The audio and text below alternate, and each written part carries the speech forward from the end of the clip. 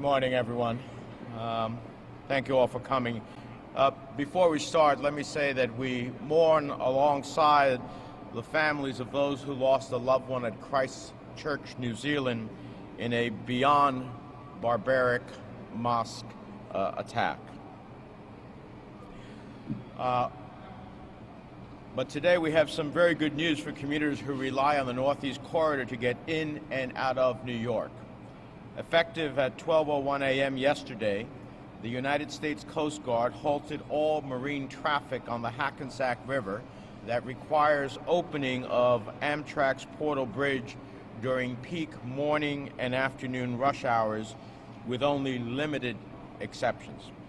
This order was granted at my request, along with Senator Booker and Governor Murphy, and later Amtrak. And I want to thank both Senator Booker and Governor Murphy, who unfortunately couldn't be here today to share this much welcome news for rail riders. I also want to thank Amtrak for doing all it could to help ease the pain for commuters. In a moment, you'll hear from State Transportation Commissioner Diane Gutierrez-Scacchetti, who also serves as New Jersey Transit Chair, Greg Schultz from Amtrak, and Steve Sigmund from the Gateway Development Corporation. And I also want to acknowledge Zach McHugh, who is here on behalf of Senator Booker. The Portal Bridge is the linchpin of the entire Northeast Corridor. Over 200,000 Amtrak and New Jersey Transit riders cross it each and every day. But that rickety old span is more than 100 years old, and it's falling apart. Every time it swings open, it runs the risk of failing. And every time that wooden structure jams, or fails to lock in place, or catches fire, it wreaks havoc on our entire transportation network and leaves commuters in a world of pain. Tens of thousands stranded on trains and station platforms, countless more stuck in gridlock as more cars take to our roads, lost hours for workers, less productivity for business, late fees for parents who can't pick up their kids from daycare on time, missed job interviews, doctor's appointments. I could go on. But the point is this: every time the Portal Bridge fails, the disruptions spread across our transportation system faster than the plague. And it's that much worse when the Portal Bridge fails during peak hours, when the number of people traveling the Northeast Corridor is at its highest. Last year alone, we had 5 massive service disruptions along the Northeast Corridor due to a Portal Bridge failure, including 2 on the same day. On October 30th of last year, the Portal Bridge opened and failed to close not once, but twice. Once towards the tail end of the morning commute, and then again just as most folks were getting ready to leave work and head home. The result? 148 New Jersey Transit trains delayed or canceled, impacting 150,000 passengers, and 16 Amtrak trains delayed, affecting another 5,600. A year ago today, a bridge failure at 4:30 a.m. grinded the rails to a halt for hours, well into the morning rush. 112 Amtrak and New Jersey Transit trains canceled, another 34 delayed, 66,000 passengers directly affected. The timing of these failures matters a great deal in terms of the impact on the entire system and the people depending on it. Consider the other 2 last year, which occurred during off-peak times. The failure on January 11th took place during the work week, but it happened mid-morning, not during rush hour. It still hurt, but not nearly as bad as it could have been. 30 canceled New Jersey Transit and Amtrak trains, 69 delayed, about 30,000 passengers affected. And February 3rd was a Saturday afternoon. Only 3 Amtrak and 8 New Jersey Transit trains experienced delays. Clearly, what time the Portal Bridge swings matters a great deal. That's why, along with Senator Booker and Governor Murphy, we sent a letter to the Coast Guard, which has jurisdiction over maritime traffic and authorizes openings of swing bridges like the Portal Bridge. To limit the impact of the bridge's openings and more prevalent failures, we asked the Coast Guard to restrict larger vessels from transversing the Hackensack River in Kearney during the peak morning and afternoon commutes. With instruction from the Coast Guard, we asked Amtrak to formalize that request, which they did without hesitation. And I'm pleased to say the Coast Guard has answered our call. The order now in effect along the Haversack River effectively bans large vessels that would require the Portal Bridge to open from passing through during the hours of 5 to 10 a.m. and 3 p.m. to 8 p.m., with one limited exception due to tidal restrictions. We anticipate that would be few and far between, and that would still require a minimum of 2 hours notice. The order stands for the next 6 months and can be extended, something that we intend to advocate for.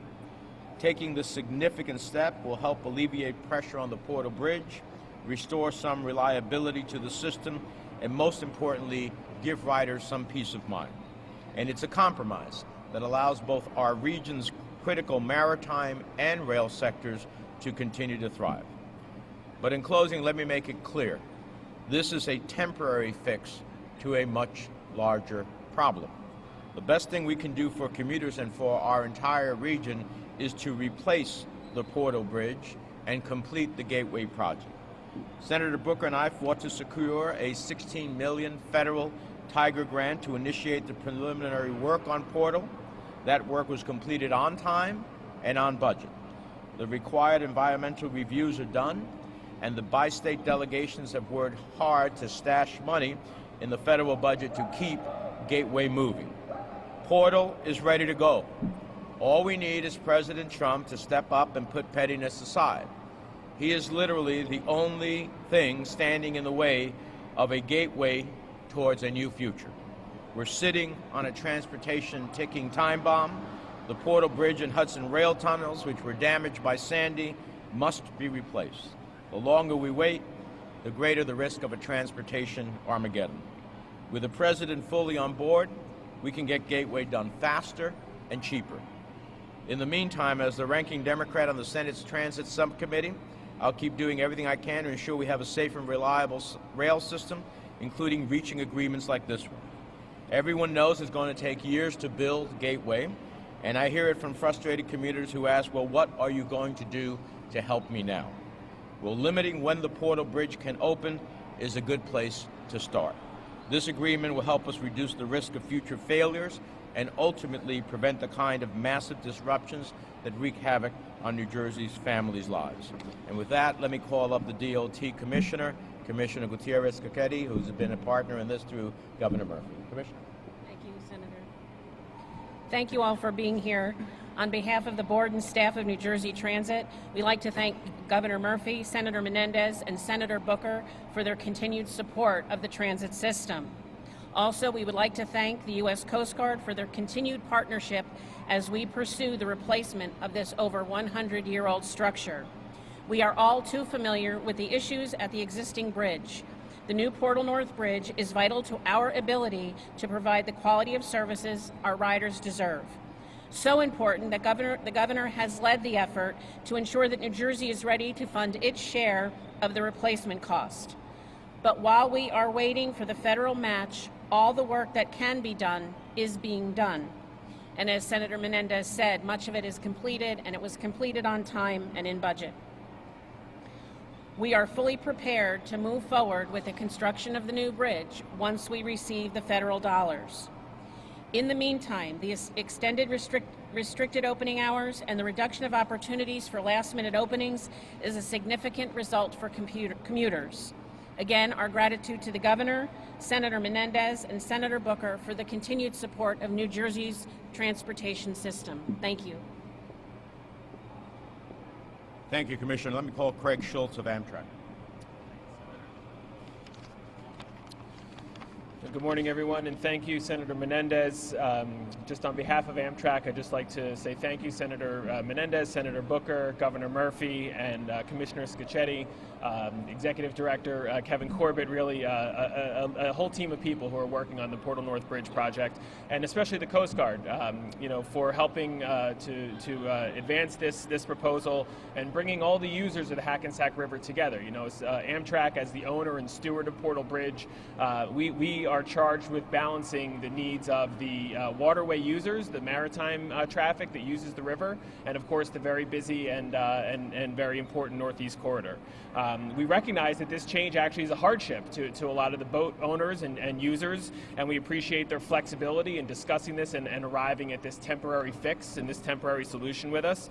But really, at the end of the day, having a movable bridge here in this spot really just doesn't make any sense. It's like putting a drawbridge basically in the middle of the New Jersey Turnpike, which you would never do. When it opens, everything stops, you know. And so the real fix here, the real long-term solution, of course, is a higher clearance bridge, the Portal North Bridge, which will be much higher off the river. It won't have to open and close. It won't interrupt marine traffic. It won't interrupt rail traffic. And that's really the North Star that we're all working towards. So we've had great success with the early construction work is now underway and has, as has been mentioned here, came in on time and on budget.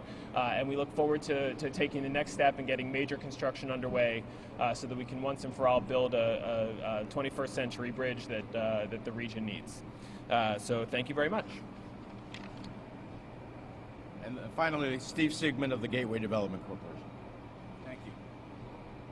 I want to, on behalf of our trustees, New Jersey trustee Jerry Zero, New York trustee Steve Cohen, and Amtrak trustee Tony Kosha, reiterate everyone's thanks today to Senator Menendez, Senator Booker, and Governor Murphy for getting this important action done. All of us, 200,000 daily commuters who use the bridge know the sinking feeling of the New Jersey Transit alerts that say, 60-minute, 90-minute delays from the Portal Bridge opening. So this is an important short-term fix and short-term solution that will help all of us and improve quality of life for 200,000 riders. But as everyone here has said today, what we need in the long term is 21st century rail transportation, a 53-foot high fixed non-movable bridge that does not have to open and close ever, and a new tunnel into and out of New York that supports the region's economy and the nation's economy and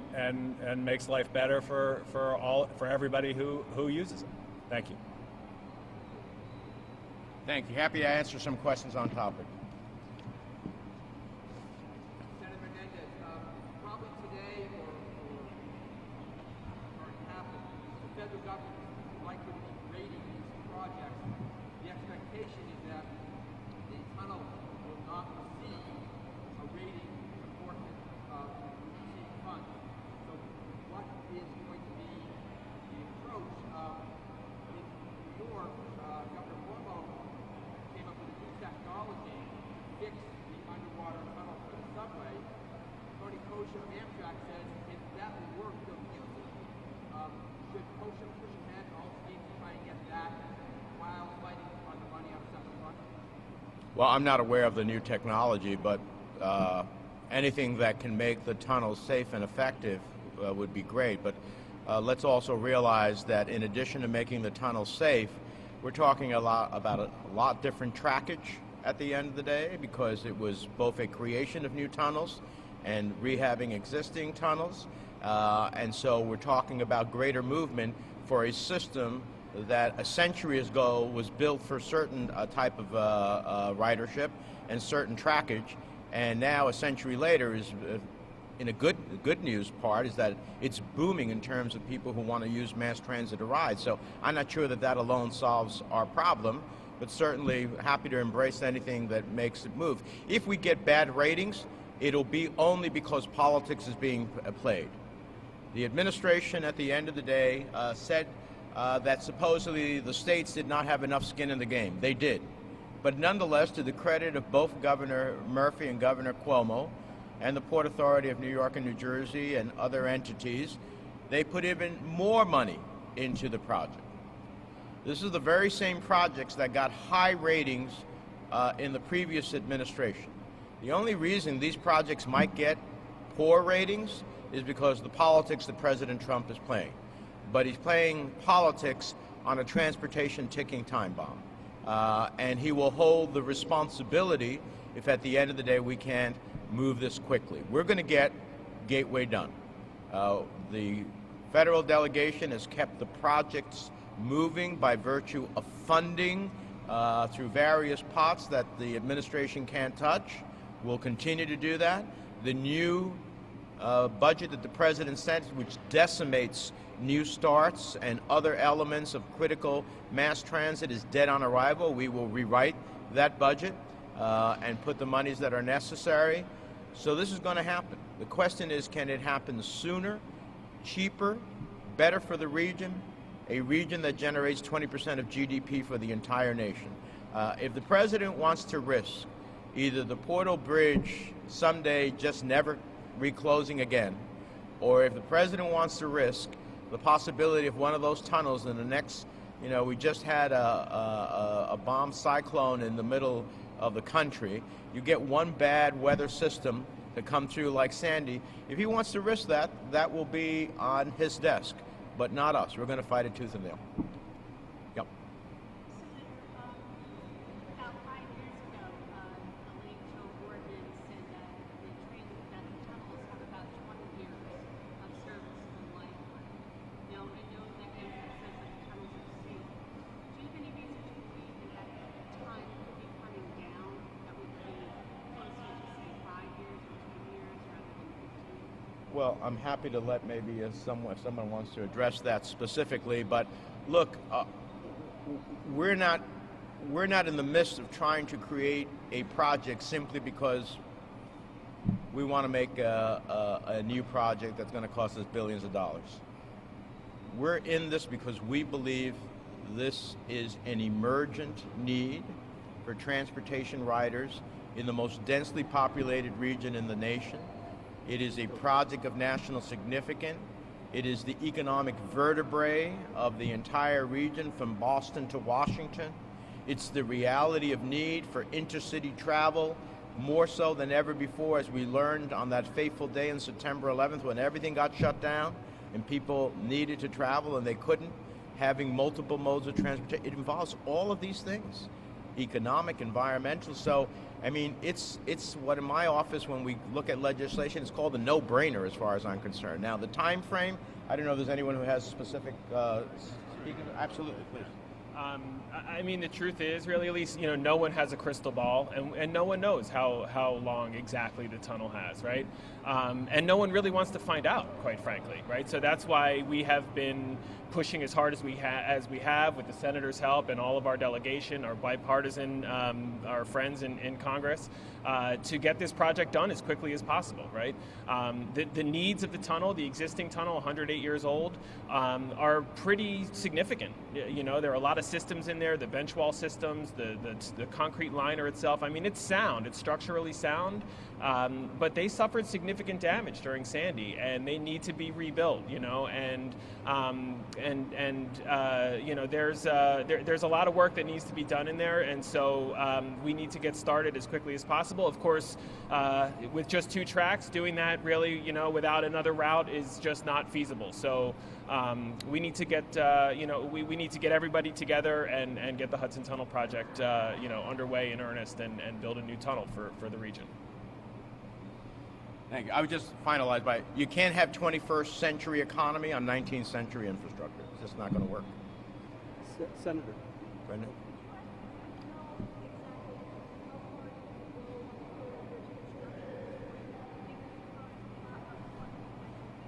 Well, Governor Murphy, to his credit, has stepped up with a large commitment that we feel that we are at the precipice of ready to go. But as any good executive, he has to watch out for the taxpayers of the people of New Jersey, and he's not about to spend that money unless he has a federal commitment that the state of New Jersey will be credited for it, and I don't blame him for that. Which is why, as we are dealing with the administration, the Trump administration, working with Senator Schumer and Senator Booker and Senator Gillibrand, we have devised legislation that we intend to put in the budget that ultimately will pass in this Congress that will give credit to any entity that upfronts their own money and then gets replaced by federal money once the project is approved. We know this project is going to be approved. It's just a question of when. And so if we do that, then Governor Murphy and Governor Cuomo over in New York and Port Authority in New York and New Jersey can understand that if they upfront money to start the project, that they're not going to, at the end of the day, lose out. Because under existing rules, if you spend the money before you have an approval, then that doesn't get credited. And so, so this is another effort that we are doing simply because we are facing the blockage and the obstacles from the Trump administration. Senator Menendez. Yeah. Yes. We were able to put Chopper 2 up over that bridge, for hours, and sure enough, it had a problem. And then you saw people with sledgehammers. I think you saw some of that video. What was your reaction seeing something that looked so antiquated? Well, my reaction is that it's primitive. It's pretty amazing that when the bridge doesn't lock, that in fact the result is that sometimes workers have to go out with sledgehammers to try to get the rails aligned so that traffic can move. In the greatest country on the face of the earth, that we are dealing with 19th century infrastructure for a 21st century economy, it's amazing. We are living off the greatest generation's investments, and we haven't kept up with it. And so imagine the riders on New Jersey Transit and Amtrak who have to get stuck on either sides of the bridge or back in the terminals simply because a bridge can't close. It's mind-boggling. It's mind-boggling. And to think that the way that their ultimate woes get taken care of is somebody with a sledgehammer on a bridge, pretty amazing in the year 2019. Thank you all very much. Appreciate it.